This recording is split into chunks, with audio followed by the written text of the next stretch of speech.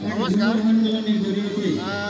আজি আমি এই দেখিছে আপোনালোকে উৎসৱ মুখৰ পৰিৱেশ ভাদ মাহৰ একাদশী তিথিত আমি কৰম উৎসৱ পালন কৰোঁ আৰু এইটো হৈছে চাহ জনগোষ্ঠীৰ এটা মানে জাতীয় উৎসৱ হয়।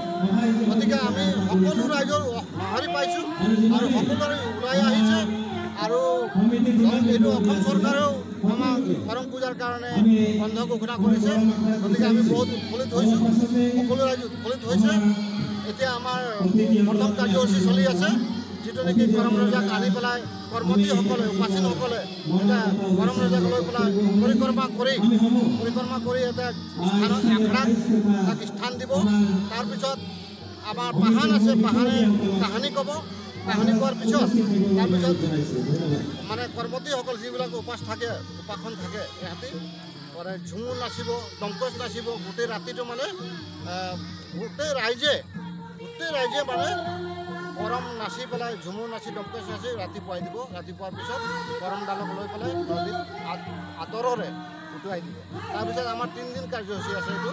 তাৰপিছত কালি মানে আমাৰ জিৰণি থাকিব। পৰহি দিনা সোমবাৰে 16 তাৰিখে আমাৰ দেখিছে আপোনালোকে মঞ্চ দেখিছে, ডাঙৰ মঞ্চ এটা। তাৰপিছত তাত মানে আমি আৰ্টিষ্ট মাতিছোঁ, যি ছিংগাৰ মানে গায়ক অৰ্জুন লাকৰা আহিব, ঝাৰখণ্ডৰ পৰা আহিব।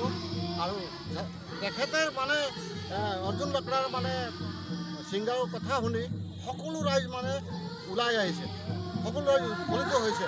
আৰু ইয়াৰ লখিমপুৰ জিলাৰ ভিত্তিত কেন্দ্ৰীয়ভাৱে আমি যিটো কৰম উৎসৱ পাতিছোঁ গোটেইটো মানে ভাইৰেল হৈ গৈছে আৰু চব ৰাইজৰ মানে উৎপত্তি হৈছে আৰু চব ৰাইজে আহিবৰ কাৰণে ইচ্ছুক হৈছে। ধন্যবাদ।